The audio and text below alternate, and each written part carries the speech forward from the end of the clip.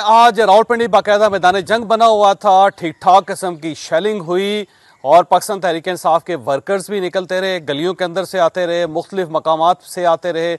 उन्होंने पुलिस के ऊपर पथराव भी किया, पुलिस ने उसके ऊपर जवाबी हमला किया और उधर से गंडापुर साहब काफिला लेके बाकायदा इस्लामाबाद और रावलपिंडी की तरफ रवाना हुए। उन्होंने सर पे कफन बांधा हुआ था। अस्सलाम वालेकुम नाज़रीन का मैं सलीम वानूर हाजिर हूँ एक नई वीडियो लेके आपके सामने। नाज़रीन का कल का पूरा दिन जिस तरीके से आपने मुशाहिदा किया कि आंसू गैस की शेलिंग, पकड़ धकड़, पुलिस की मार धाड़, फिर जी एक सियासी जमात को जो है वो एक दीवार से लगाना, जलसे की इजाज़त न देकर पूरे का पूरा मुल्क बंद कर दिया गया। इस मुल्क के बंद करने में कितना नुकसान किसको पहुंचा? क्या पीटीआई को कोई नुकसान पहुंचा या हुकूमत वक्त को कोई नुकसान पहुंचा? ये आप कल अंदाज़ा लगाते रहे हैं और आज हम भी इसी बात पे बात करना चाह रहे हैं कि पीटीआई का जो मकसद था एहतजाज करने का, पूरे मुल्क को बंद करना, फिर पूरी हर जगह पे जो है वो पीटीआई का जिक्र होना, उनका मकसद तो एहतजाज का वो पूरा हो गया। बाकी रहेगी हुकूमत, यानी ये बेवकूफ़ों का टोला है। इनको कोई भी इस बात की समझ नहीं है कि इनका 3-4 घंटे का अगर ये जलसा कर लेने देते पीटीआई को, तो मेरे ख्याल है ये इतनी पकड़ दकड़ और पुलिस के या जो इतना खर्चा हुआ है जो स्टेट का, आंसू गैस की शेल फेंके उन्होंने, जो पोल्यूशन हुई, जो बाकी चीज़ें जो है वो लोग ज़ख्मी हुए, एक पूरे का पूरा सिस्टम जो है वो कल इन्होंने मुतारक किया। तो इसी बात पे नाज़रीन का कल पूरा दिन जो है वो जावेद चौधरी साहब जो है वो भी इसकी रिपोर्टिंग करते रहे, खुद भी वो देखते रहे, गहरी नज़र रखते हैं। गो कि वो पीटीआई की काफ़ी मुखालिफ हैं, लेकिन उनकी रिपोर्टिंग ज़रा देखें कि उन्होंने हुकूमत को आड़े हाथों लिया है। आप ज़रा ये वीडियो देखिए, फिर इसके ऊपर बात करते हैं। हम जो रावलपिंडी के अंदर एहतजाज हो रहा तो उसकी तरफ आते हैं। आज इमरान खान साहब की कॉल पे रावलपिंडी के अंदर पाकिस्तान तहरीक इंसाफ के वर्कर्स निकलते रहे। कचहरी के अंदर भी सूरत हाल बड़ी अजीबोगरीब थी, वहाँ पुलिस अंदर दाखिल होगी, उससे पहले वहाँ पे वकला आए और वकला ने वहाँ पे नारेबाजी करना शुरू कर दी और वो फिर इकट्ठे होकर कचहरी से बाहर निकलना चाहते थे तो पुलिस अंदर आ गई और जब पुलिस अंदर आई तो वकला ने उनको घेर लिया और फिर पुलिस और वकला के दरमियान बाकायदा धींगा मुश्ती हुई। वहाँ पे एक दूसरे को गाली गलोच हुई और ऐसे लगता था कि पुलिस के ऊपर वकला हमला कर देंगे, बल्कि एक बार तो ऐसे हुआ कि वकला ने बाकायदा उनके ऊपर यलगार कर दी और घेरा उनके ऊपर उन्होंने तंग कर दिया था, जिसकी वजह से पुलिस एहलकार खासे परेशान हुए थे क्योंकि वकला से वो एक्सपेक्ट नहीं कर रहे थे कि वो इस तरह पुलिस को नरगे में लेके उनके ऊपर हमला कर देंगे। तो बहरहाल कुछ वकला दरमियान में आए, सीनियर वकला, और दूसरी तरफ से पुलिस के जो सीनियर लोग थे वो भी दरमियान में आए और उन दोनों ने मिल के ये फैसला कर लिया कि पुलिस जो है वो कचहरी से बाहर चली जाएगी। तो लिहाजा पुलिस कचहरी से बाहर चलेगी और उसके बाद कचहरी के जो दरवाजे हैं, गेट्स हैं, वो बंद कर दिए गए। पुलिस बाहर खड़ी रही और वकला अंदर खड़े होकर नारेबाजी करते रहे। उसमें से कुछ वकला सड़कों के ऊपर भी आए, लेकिन फिर वहाँ से दोबारा उनको धकेल के कचहरी के अंदर दाखिल कर दिया गया। और इसके साथ साथ अगर हम देखें तो आपने अगर मरी रोड देखा और रावलपिंडी का, तो वहाँ पे मरीड हसन के करीब से लेके कचहरी के चौक तक और फिर उससे आगे अगर आप आते चले जाएं तो पुराना एक फवारा चौक होता था, वहाँ पे ठीक ठाक किस्म की पुलिस और मुजाहिरीन के दरमियान लड़ाई हुई और जो कारकुन थे पाकिस्तान तहरीक इंसाफ के, उन्होंने डंडे भी उठा रखे थे और साथ साथ वो ज़मीन से पत्थर भी उठा रहे थे। उनके पास ईंटें भी थी, पत्थर भी थे और वो फिर पुलिस को देख के उसके ऊपर उन्होंने ईंटें और पत्थर बरसाने शुरू कर दिए।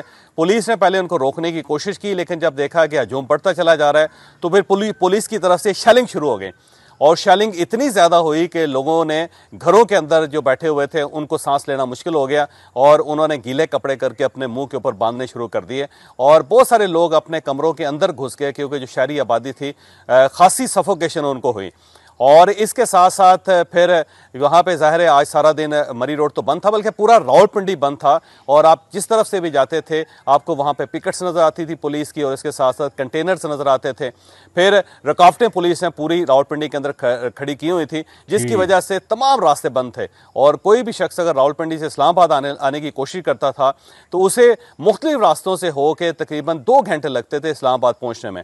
इसी तरह अगर कोई इस्लामाबाद से रावलपिंडी पहुँचने की कोशिश करता था तो उसको 2 से 2.5 घंटे लगते थे रावलपिंडी में अपने घर या अपने दफ्तर पहुंचने में। तो तकरीबन इस्लामाबाद और रावलपिंडी सील थे सारा दिन और ऐसे महसूस होता था कि पुलिस किसी को शहर के अंदर दाखिल नहीं होने देगी। लेकिन फिर जो ही एहतजाज का वक्त हुआ, जो कॉल दी हुई थी पाकिस्तान तहरीक इंसाफ ने 2 बजे की, तो उसके बाद लोगों ने इकट्ठा होना शुरू कर दिया। लोग गलियों से निकलते थे और उन्होंने मुंह के ऊपर मास्क चढ़ाए हुए थे, कई लोगों ने अपने मफरल बांधे हुए थे, बाकायदा ढाबे बांध के वो अपने फेस के ऊपर वो आए हुए थे और सड़कों के ऊपर आके वो नारेबाजी करते थे। और पहले क्योंकि शुरू में बहुत कम लोग कम थे, तो ऐसा महसूस होता था कि पुलिस इनको बड़ी आसानी से डिस्पर्स कर लेगी। लेकिन जब हजूम बढ़ना शुरू हुआ तो पुलिस ने बजाय इसके कि आगे बढ़ती, पुलिस पीछे हटती चली गई।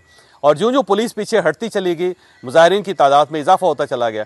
और फिर एक वक्त ऐसा आया कि यूँ महसूस होने लगा कि पूरा शहर जो है वो बाहर निकल आया और अब उसको कंट्रोल करना इतना आसान नहीं होगा। तो फिर पुलिस को मजबूरी में आंसू गैस चलानी पड़ गई। और वहाँ पे भी एक बड़ा दिलचस्प मंजर देखने को मिला कि पुलिस के अहलकार वो सारे अहलकार जो शेलिंग नहीं करना चाहते थे, वो जिसको भी कहा जाता था कि आप आगे बढ़ के शेलिंग करें, वो थोड़ा सा पीछे हट जाता। तो उसे महसूस होता था कि कहीं ऐसा ना हो कि मुझे आइडेंटिफाई कर लिया जाए और कल को मेरे लिए ज़रा ज़िंदगी मुश्किल हो जाए। तो फिर पुलिस को पीछे से जो अफसर थे उनको ऑर्डर देना पड़ता था कि जनाब आप आगे बढ़ें और आगे बढ़ के आप शेलिंग करें। फिर उका दुका आगे जाते थे और शेलिंग करते थे।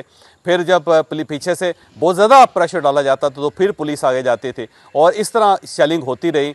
लेकिन हजूम भी इकट्ठा होता रहा। लेकिन बहरहाल अल्टीमेटली पुलिस ने हालात को कंट्रोल कर लिया, क्योंकि पुलिस के साथ रेंजर्स भी थी। वो रेंजर्स को आगे लाने की ज़रूरत नहीं पड़ी और जो बाकायदा वहाँ पे धींगा मुश्ती होती रही और फिर आंख मचोली भी होती रही। किसी वक्त मुजाहिरीन गायब हो जाते थे गलियों के अंदर और किसी वक्त पुलिस जो थी वो उनके ऊपर हावी हो जाती थी। दूसरी तरफ आज अली अमीन गंडापुर साहब निकले और अली अमीन गंडापुर साहब जब पेशावर से निकले तो उनके साथ 10-12 हज़ार लोग थे, इसमें कोई शक नहीं है। और साथ वो बुलडोज़र्स और क्रेन्स भी लेके आए थे। और जब वो हाईवे पे बल्कि आगे रवाना हुए तो वो बार बार हजूम को कह रहे थे कि आगे निकलो आगे निकलो, और वहाँ पे वो तकरीरें भी कर रहे थे और वो कह रहे थे कि वो वक्त आ गया है कि जब इंकलाब आएगा। साथ उन्होंने मरीम नवाज साहबा से रिलेटेड कल मीडिया से बात भी की थी। उन्होंने कहा था वो ढोल और जो बारात है उसे मिस इंटरप्रेट किया गया, मेरा वो मकसद नहीं था। ये उन्होंने कल सहाफ़ियों से बात की थी, क्योंकि CPNE के कोई सीनियर सहाफ़ी जो थे वो मुलाकात करने के लिए उनके पास गए थे, वहाँ उन्होंने ये वजाहत की थी। लेकिन आज जब उन्होंने हजूम देखा तो वो दोबारा चार्ज होते चले जा रहे थे और पंजाब गवर्नमेंट को वार्निंग भी दे रहे थे और ये कह रहे थे कि देखो मैं पहुँच के आपको दिखाता हूँ, मैं आ रहा हूँ और मुसलसल आता रहूँगा। और साथ उन्होंने कहा कि मैं जब काले कपड़े पहन लेता और सर पे कफन पहन लेता हूँ तो मैं बड़ा ख़तरनाक हो जाता हूँ, तो देखो मैं कितना ख़तरनाक हो गया।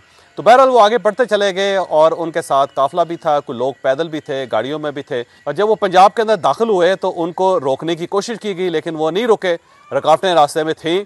तो फिर अल्टीमेटली वहाँ पे आंसू गैस भी चलानी पड़ी और आंसू गैस की शेलिंग गंडापुर साहब के ऊपर भी हुई, उनके काफिले के ऊपर भी हुई। बल्कि कुछ फुटेज ऐसी भी चली हैं जिसमें उमर अयूब साहब एक पहाड़ी पे खड़े होकर दूर से देख रहे हैं।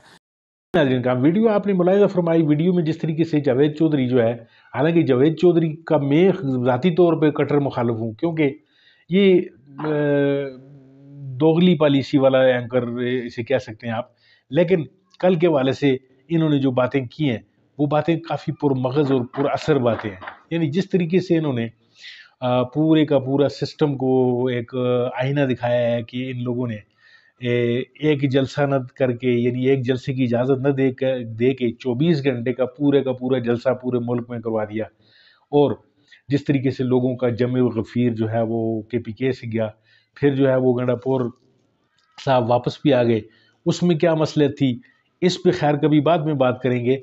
लेकिन एक और बात बड़े मज़े की जो है वो जावेद चौधरी साहब ने ये कही है कि पुलिस वाले झिझक रहे थे आंसू गैस के शेल फेंकते हुए। यानी उनको ये इदराक था कि ये लोग जो है ये हमारे अपने ही लोग हैं, कल को जो है हमने इन्हीं के साथ दोबारा चलना है, ये अगर गवर्नमेंट आती है तो हमारा क्या बनेगा। यानी ये खौफ और डर जो है वो पुलिस फोर्स में भी पाया जाता है।